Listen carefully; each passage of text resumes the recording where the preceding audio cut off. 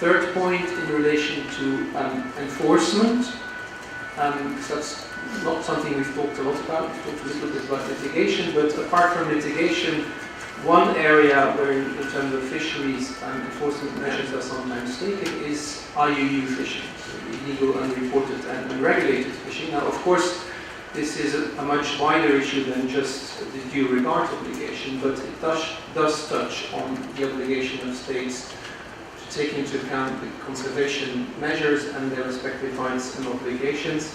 And sometimes, either in the context of RFMOs or in the case of the EU by EU legislation, measures are taken that, of course, cannot be, enforced in the strictest sense, but that result in consequences, negative consequences for states that engage in IUU fishing or tolerate IUU fishing, and in that sense put pressure on them to comply with international law provisions in this respect.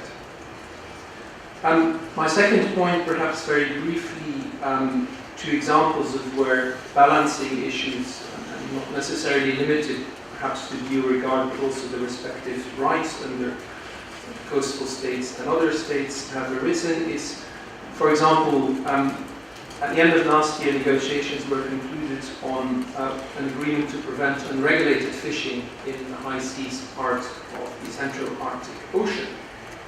And one of the contentious points until kind of the end of the negotiations was whether coastal states should have had a privileged position in decision-making within the framework of that agreement or not. In the end, they did not, but it was a controversial point, and it's kind of a question, is there a need to take due regard or special attention to the interests of coastal states even beyond the EEZ? And the other example is one that has already been touched on, marine protected areas or vulnerable marine ecosystems, discussion in some of the RFMOs, cable protection areas. I think they're all kind of examples of areas where, in order to promote one or two interests or rights, you do have an effect on some of the other rights concerns. And the balances for rights at stake are different. It may be environment versus fishing or navigation versus environment. So I think these are kind of typical examples where these balancing issues come into play. And then my third point, some particular points about the EU. First of all, in those cases where issues governed by law of the sea fall within union competence, it is then actually exercised by the union instead of the individual member states concerned. That has an external dimension. For example, we have a dispute with Norway on snow crab, for example. Well, that dispute is kind of conducted by the EU, the Commission in this case, and the Norwegian authorities. But it goes beyond kind of the external effect, because internally it actually affects the rights of the individual member states as coastal states. In other words, fishing opportunities, for example, within the Union, including in the EEZ of the member states, are no longer set individually by each of the member states, but they are decided by the Council, by qualified majority on the Commission proposal. But that means that internally, the coastal state, coastal member state in a sense, does not anymore have the full control over the rights that it has under UNCLOS. And that's one side of it, but it also means that the internal EU rules for allocating fishing opportunities do not necessarily reflect between member states those of UNCLOS. For example, if you look at Regulation 1380 from 2013, which is the basic regulation covering the common fisheries policy in the Union now, it has an Article 16 first paragraph that deals with the allocation of fishing opportunities between member states, and it sets out different elements. It is focused as regards fishing opportunities that already exist on what we call relative stability. That means, at least in principle, the share that each member state has once you've determined the total allowable catch stays the same. It's the same percentage. And secondly, when it comes to allocating new fishing opportunities, it provides that the interests of each member state shall be taken into account without kind of attaching explicitly, specifically rights to the coastal state concerned. And then perhaps as a final point, also within the EU, discussions are sometimes complicated by the fact that we have different competences and different legal bases involved. So for example, if you talk about environment and fisheries interests, well, that sometimes we have internal discussions then on whether this is actually falls under the fisheries competence, which is an exclusive competence, or environment competence, which is a shared competence, and raises issues of mixity, etc. So those were just a few observations to complement the two previous presentations.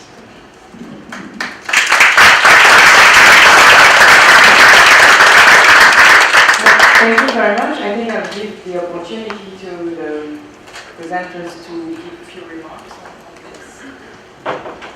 Just a few comments on the comments made by Mr. NAERT. Of course, I made some comments on the UNCLOS regime, which is the basis, the legal basis, as understood in some judicial decisions.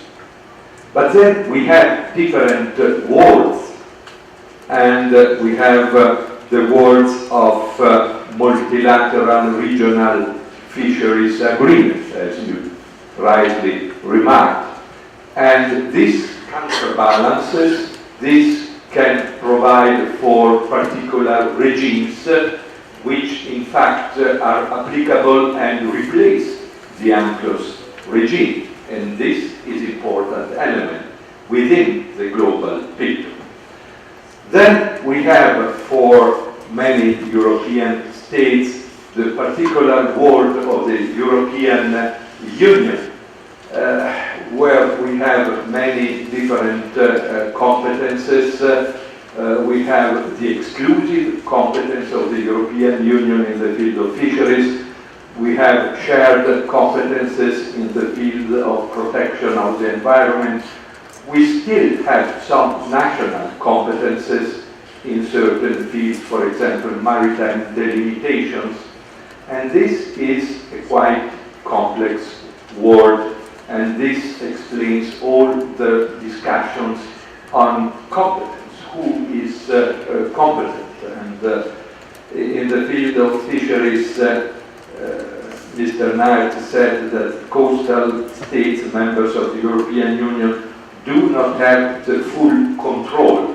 It's a very diplomatic way of saying that they do not have any control.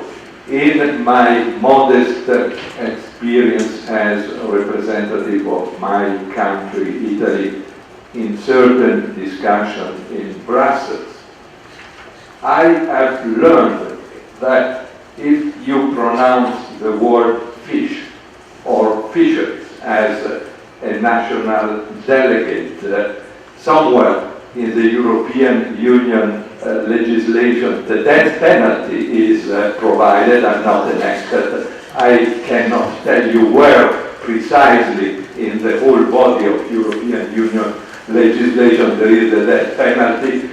And I think that somewhere in the Grand Place in Brussels, the guillotine is put in place to execute all of the national delegates who have pronounced the word fish or fish. But I understand that this is an important part of the European Union competence, and that the European Union is making an excellent work in putting forward the general interest of member states in continuing fishing activities in certain areas of the world, and also in cases of shared competence, the European Union is making an excellent work in New York during the present negotiations on biodiversity and conservation of biological diversity beyond national jurisdiction. So this is another very interesting element of the picture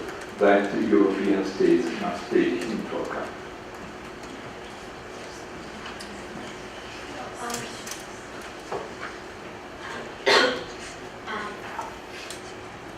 I just wanted to make a quick comment regarding the difficulties you mentioned, that today's the use of C is rather a complex conduct, and it encompasses two different categories of activities. So, for example, you mentioned, I mean, of course, within the EU law context, is a huge difficulty, but also within the general international law context, it is difficult to, categorize certain activities to certain activities, whether it belongs to the jurisdiction of the coastal states or whether it belongs to the freedoms of navigation, freedoms of the user states. But I'd like to point out that the concerns regarding those arguments relates to the issue of the creating jurisdiction, that the coastal states could, do what is not expected under the text of UNCLOS, claiming that certain regulation relates to the environmental fisheries and so on. And the examples that I mentioned, for example, the submarine cables conducting NSR, or the establishment of cable protection zones, relates to those examples. Thank you.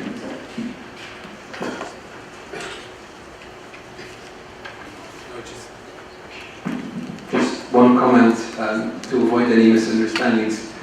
Member states lose a degree of control, but of course, and the Commission is the external voice of the Union, but the positions, for example, when we negotiate with countries, the positions are determined within the Council, so by the Member States, but in most cases by qualified majority, which means that a coastal state may find itself outvoted on a matter that concerns its rights in the EEZ or the continental shelf.